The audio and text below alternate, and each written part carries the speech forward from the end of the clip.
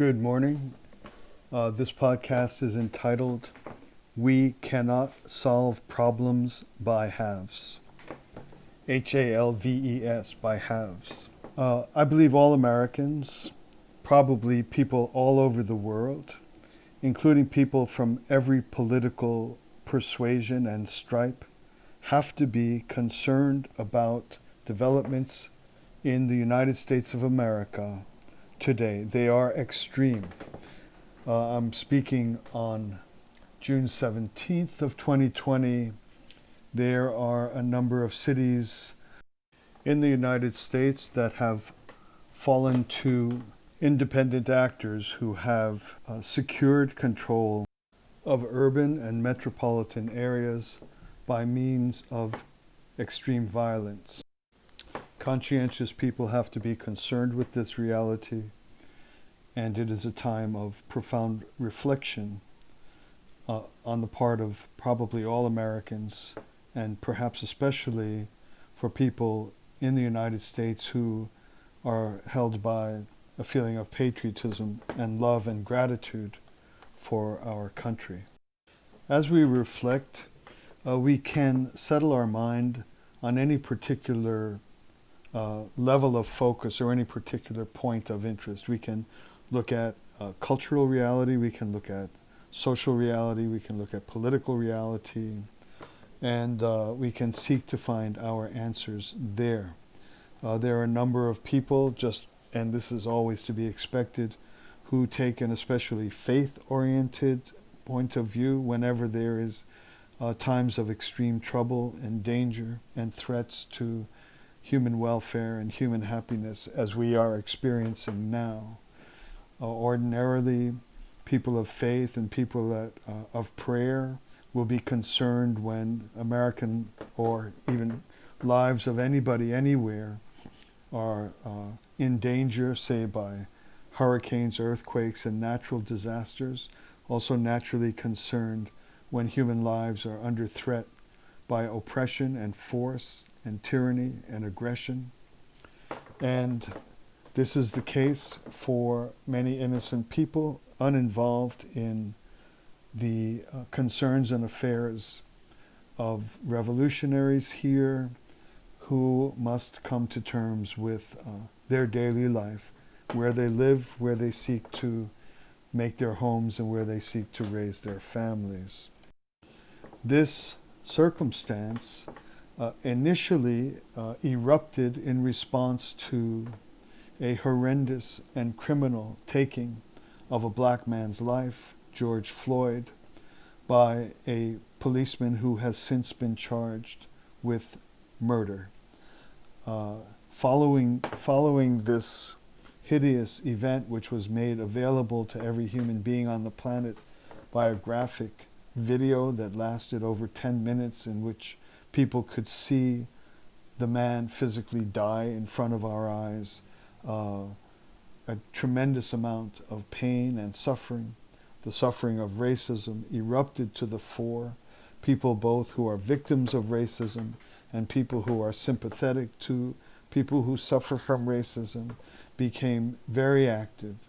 The vast majority, I imagine, are likely have been peaceful protesters. They haven't tried to destroy the countries in which they live and in which they were raised. Most people don't see the sense in destroying the businesses that they rely on for their food and sustenance, for their clothing and shelter.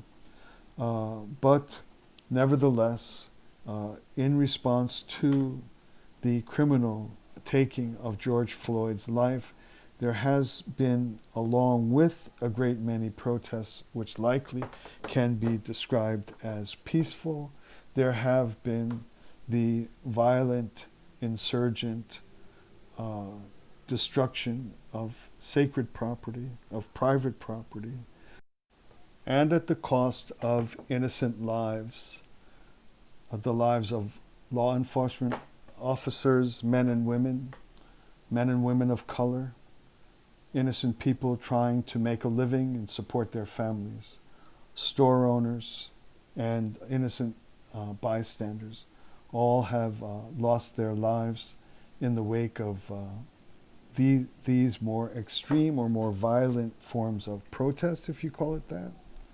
Additionally, there has been a spike in murder in every major city where law enforcement has been crippled due to the distrust of law enforcement following the hideous murder perpetrated by a single individual in Minneapolis.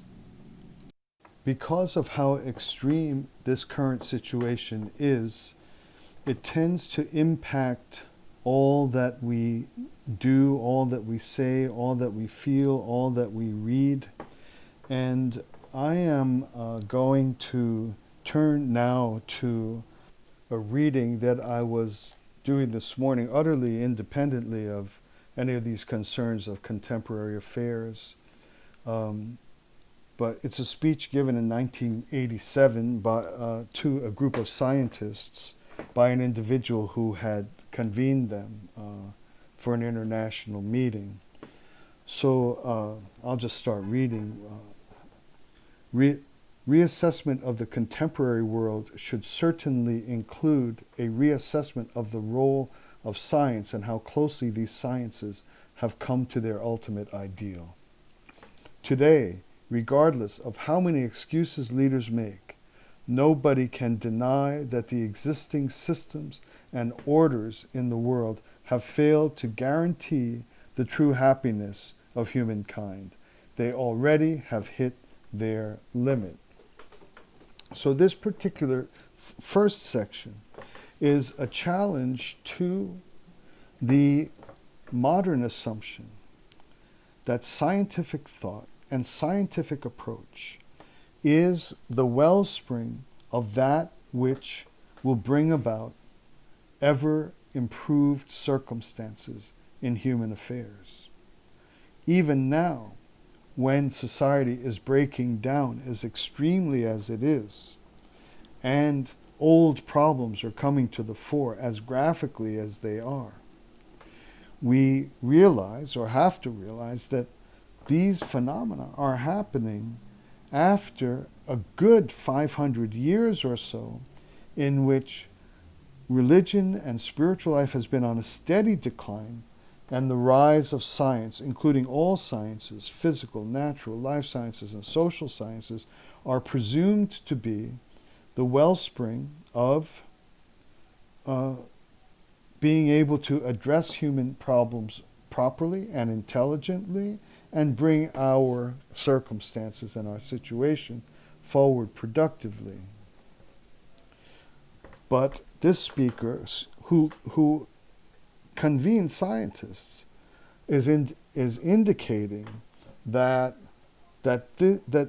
this limited approach already has hit its limit. Goes on to say, in order to tend properly to problems, there should be a unifying standard, a central point. This observation also is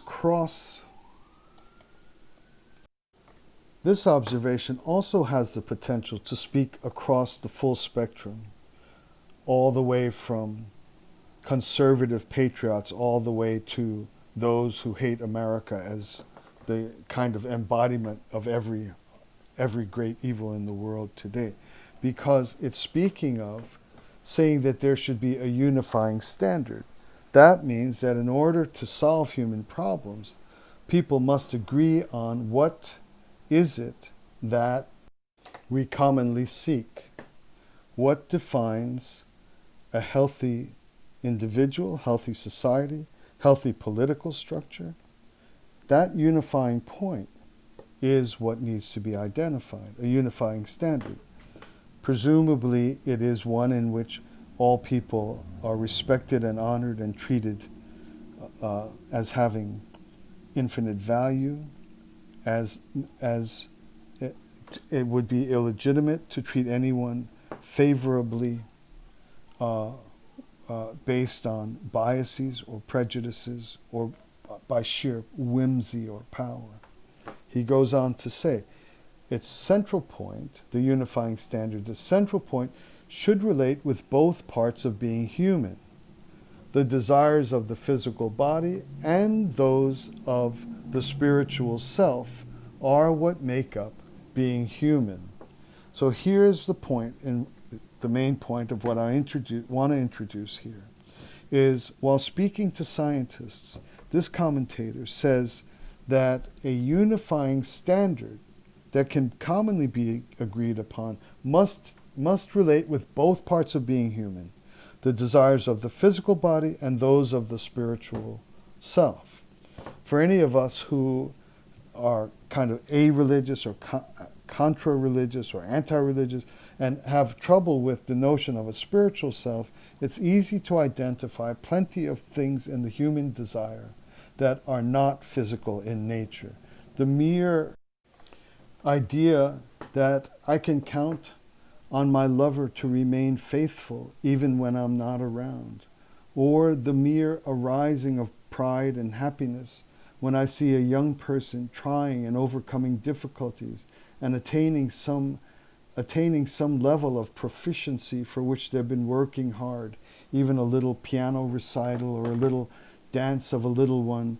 These are not physical, and they are not subject to test tube tests. They make up that part of being human that is spiritual in nature, or at least acknowledge that they are part of things that are not visible, not quantifiable, and real.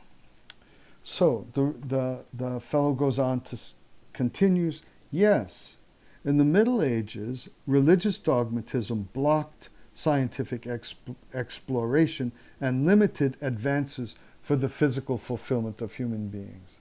This is where the assumption of religion being backward took root as the rise of reason and rise of science start to gain a capacity to speak to improving the human condition. The old religious dogma was blocking this. However, he goes on to say, it has been a big mistake for thinkers since the age of enlightenment to hold not only two things, to hold not only that religious belief is inferior to human reason, but also that our spiritual demands are in conflict with human reason. There are two things that the speaker wants to identify as problematic and leading to the suffering we are living through presently. One is the notion that religious belief is inferior to reason, and the second is that religious belief is contrary to religion or in conflict with human reason. Religious belief in conflict with human reason. Both of these things are not true. They were rooted in an era of dominance and dogmatism in which the free pursuit of science and reason were being held back and rightfully positioned itself as hostile and rebellious to any systems that would prevent the advance of human life. But the advances in human life that are related strictly to the sciences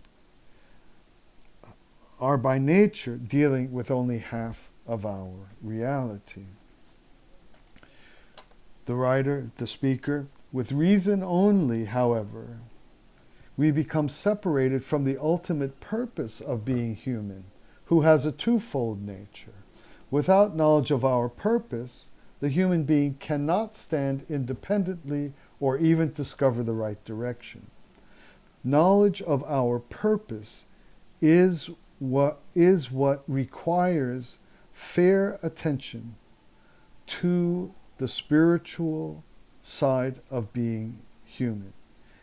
The spiritual side or religious side of being human has to do with discovering our purpose.